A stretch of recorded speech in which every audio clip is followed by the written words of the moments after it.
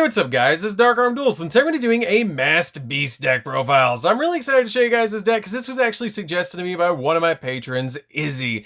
And Izzy wanted to see a deck that could actually summon out Masked Beast and Masked Beast Desgardius. And this deck can summon out both of them in a single turn, which is absolutely insane. This card was actually played by Loomis and Umbra in the original Duel Monsters, which is super nostalgic to be able to play cards from the original Duel Monsters. And this was actually one of my favorite duels from the entire original series, was when Kaiba and Yugi double dueled against Loomis and Umbra. So without further ado guys, don't forget to like, comment, subscribe, hit the bell in there so you can become part of the notification squad, and definitely check out the Patreon down in the description below for all those awesome rewards like getting your name scripted every single video, getting a signed card email, and even getting your requested deck profile every single month you're a patron along with test hands. So without further ado, let's get straight on into this, and definitely give Izzy some love down in the comments down below for suggesting such an awesome old school deck for a profile. So let's get straight on into this. So first off, we're going to be playing 3 copies of Masked Beast. Now this card is a vanilla ritual monster. It doesn't have any effects, but what it makes up for in not having an effect, it is a 3200 attack point fiend monster. It's really an amazing card, and it's super nostalgic to be able to play this card. It's very easy to summon in this deck with Curse of the Masked Beast. It's easily searchable with pre-prepper rights, and we have a lot of different ways in this deck to summon this card. We then have 3 copies of Masked Beast Desgardius. This card is super easy to summon in this deck because all you have to do is tribute either a Malcolm the Four-Faced Beast or a copy of Grand Tiki Elder plus any other monster to immediately special summon this card to your side of the field. It's not a tribute summon, it's a special summon, so it's very easy to actually put on the field. And if this card is removed from the field, or when this card is sent from the field to the graveyard, you can activate the Mask of Remnants from your deck and equip it to a monster on the field. So basically, when Masked Beast Desgardius leaves the field, it leaves behind the 3 masks of Desgardius that form a new mask, the Mask of Remnants. We then play a single copy of Dark Necrofear. Dark Necrofear is just a 1-of to me. You banish 3 fiends from the graveyard to be able to special summon it to your side of the field. I thought it'd be really cool to include another nostalgic card in this deck. I did consider including Lava Golem over it, where you can out 2 of your opponent's monsters, but I figured Dark Necrofear kind of went with the theme of the deck, where you can give it to, you basically attack your opponent and then take a monster away from them when this card is destroyed, which is a really good effect to be able to destroy this card by battle and then just take a monster away. And it helps you go into some of our rank 8s that we play in the deck because it is a level 8. We then play a single copy of Dark Spirit of Malice. Dark Spirit of Malice has the ability that when your opponent activates a card or effect, quick effect, you can send this card from your hand or field to the graveyard and then target 1 level 8 fiend monster in your graveyard and special summon it, but negate its effects. But the normal card that we're going to summon out with this card is the Masked Beast. And you might be wondering, wait a minute, it's a ritual monster. Well, once it's properly summoned, you can bring it back, which is really cool about Dark Spirit of Malice. We then play a single copy of Dark Spirit of Banishment. Dark Spirit of Banishment has the ability, if your opponent monster attacks, at the start of the damage step, you can send this card from your hand or field to the graveyard and then target 1 level 8 fiend monster in your graveyard and special summon to your side of the field. But again, you negate the effect, and if you do, change the attack target to that monster, which is going to be a 3200 attack point Masked Beast, which is really good. Now, both your copies of your Dark Spirit share an ability that if a level 8 fiend monster is sent from your field to the graveyard, or sent to the graveyard while this card is in the graveyard, you can add this card back to your hand, which both of them share that ability to add them back, which is super, super cool. We then play 3 copies of Rescue Rabbit because we do play quite a few normal monsters in this deck, a total of 6 in this deck. So basically, this is the best normal summon in the entire deck because you're going to normal summon this, banish it, and then special summon out 2 copies of one of your normal monsters that you play to be able to go into Desgardius or go into rank 4 plays, or even Link plays. We then play 3 copies of Malkid the Four-Faced Beast and 3 copies of Grand Tiki Elder. These cards are really good resource cards for the deck that basically you're going to special summon these out a lot. Sometimes you will normal summon them out to your side of the field if you do have them in your hand, but they're really good cards for the deck because they let you go into Masked Beast Desgardius, rank 4 plays. They're useful with Rescue Rabbit, and you can even use them with Unexpected Die in your hand to go into other plays with this card. So they're really good cards for this particular deck, which is why you play them at 3 each. So that's it for the monsters, guys. Let's get into the spells. So for the spells, we're going to be playing a single copy of Monster Reborn because it's going to help us go into all sorts of different plays with our copies of our Monster Reborn.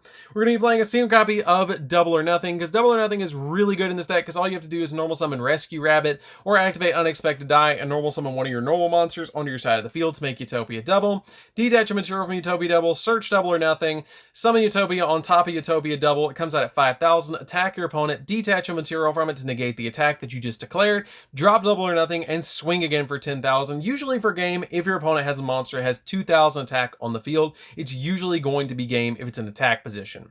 We then play a single copy of the Mask of Remnants. If you activate this card, you have to shuffle it back into the deck, or if it was activated by the effect of Mass Beast Asgardius, it becomes an equipped spell and equips to an opponent's monster, which switches the control of the monster, basically becoming a change of heart that it takes control of your opponent's monster permanently, which is really good to be able to just immediately take that card and add it to your monsters on your field to be able to attack your opponent, because if they out our boss monster, we're just going to take theirs. We then play 2 copies of Curse of the Masked Beast. You only need 2 copies of the ritual spell because you have plenty of ways to search it. We actually play 4 ritual spells in the deck. This card is basically just used to summon out your copy of Masked Beast, which is a really good card for the deck. We play 2 copies of Advanced Ritual Art. Advanced Ritual Art is really good because it lets you send normal monsters from the deck to the graveyard that equal the level of the monster you're trying to summon. So you can actually send from your deck to the graveyard your 2 vanilla monsters to be able to actually summon Masked Beast, which is really good to be able to just summon this card out by sending 2 monsters from your deck to the graveyard to thin your deck a little bit so you don't draw into them. And it just is a really good card to be able to just send those to the graveyard to get your plays rolling and summon out your big boss monster. We then play 3 copies of Pre-Prep of Rites. Pre-Prep of Rites will search our copy of Curse of the Masked Beast and our copy of Masked Beast from our deck to our hand, which is super helpful just to grab those cards from the deck.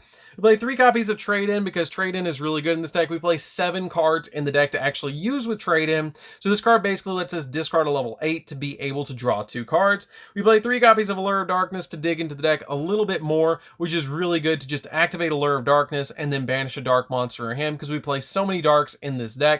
We play 3 copies of Unexpected Die, because Unexpected Die, if you don't control a monster, you can special summon a normal monster from your deck, which is really helpful just to immediately get your cards from your deck to your side of the field. And then we play 3 copies of Dark Spirit Mastery. Dark Spirit Mastery lets you discard a card to add a level 8 Fiend monster from your deck or graveyard to your hand, which is really good to search basically any of our boss monsters that we're playing, or Dark Necrofear to our side of the field to be able to special summon them to our side of the field once we get them into our hand. So that's it for the spells, guys. Let's get into the extra deck. So for the extra deck, we're playing a single copy of Utopia Double. Utopia Double is a really good card that you're going to be using all the time in this deck with your copy of Rescue Rabbit, because basically you just make it and then get a 10,000 attack point Utopia, which is really, really good for this deck. You then play a single copy of Utopia because Utopia can be made on top of Utopia Double to get you that 10,000 attack point monster to be able to OTK your opponent. 1 copy of number 97. This card is really good to get you 1 of 2 really good cards on your side of the field. You just detach 2 materials from this card, and then you get to summon out 1 of 2 cards. You summon out both of them to your side of the field, which is number 38, which negates spells, and number 100, which is really good because when you summon out number 100, you can detach a material from it to be able to basically make it a 9,000 attack point monster, which is really good. So basically when you use number 97, you'll summon both of these monsters to your side of the field, and then you'll pick between the 2, and you'll use one of them as a material to summon the other one on your side of the field, which is a really unique effect, and I really love this card in any deck just about that can make rank 8 plays because it gives us a 9,000 attack point monster or a monster that basically negates spells. So these come in very handy. We then play a single copy of Access Code Talker just to give us additional pops. 1 copy of Blackluster Soldier, Soldier of Chaos, because you play so many level 8s in this deck, it's so easy to summon.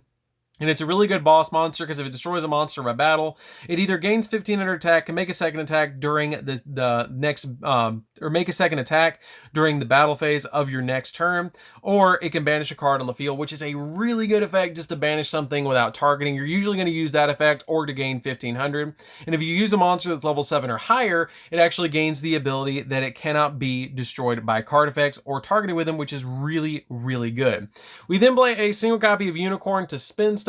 Phoenix to pop spells and traps, Cerberus to pop monsters, Pentastag so we can get piercing damage with Utopia double, which is really good. Wee Witch's Apprentice because it boosts all of our dark monsters that we play in our deck up by 500, so you can actually get 2,000 attack point normal summons with this card on the field. IP Masquerena so we can make something not be able to be destroyed by card effects, and it also has the ability that you can link summon during your opponent's turn, and it just requires 2 monsters that are non-link monsters, so you can use your normal monsters to actually summon this card. 1 copy of Cross Sheep. Cross Sheep lets you, when you ritual summon, draw 2 and discard 1, which is really good for this deck, and it's very easy to summon this card in this deck because it just requires 2 monsters with different names. And then a single copy of Link Spider, because Link Spider is really insane in this deck, because you can actually normal summon out 1 of your monsters. For example, if you have 2 of your normal monsters in your hand, normal summon them 1 to your side of the field, and then once you normal summon 1 to your side of the field, you can link it away for Link Spider, and then special summon the second one to your side of the field to then go into any of your Link 2s, which is really, really good for this deck. So that's it for the deck, guys. I hope you did enjoy it. It's a really fun deck to play with. I really enjoyed the process of building this deck. Again, the only thing that I did consider that I kind of wanted to throw in here was like a copy of Lava Golem or 2, because I thought it'd be really cool with the Merrick plays, or like Merrick being Loomis Number's boss. I thought that would be kind of cool. I did consider dropping the Dark Necrofear for that, and maybe 1 spell card to be able to play 2 copies of Lava Golem. But other than that, that's pretty much it for the deck. So anyways, guys, this is DarkArmedDuelist. Don't forget to like, comment, subscribe, hit the bell there so you can become part of Notification Squad, and we'll see you guys in the next video. See you later, guys.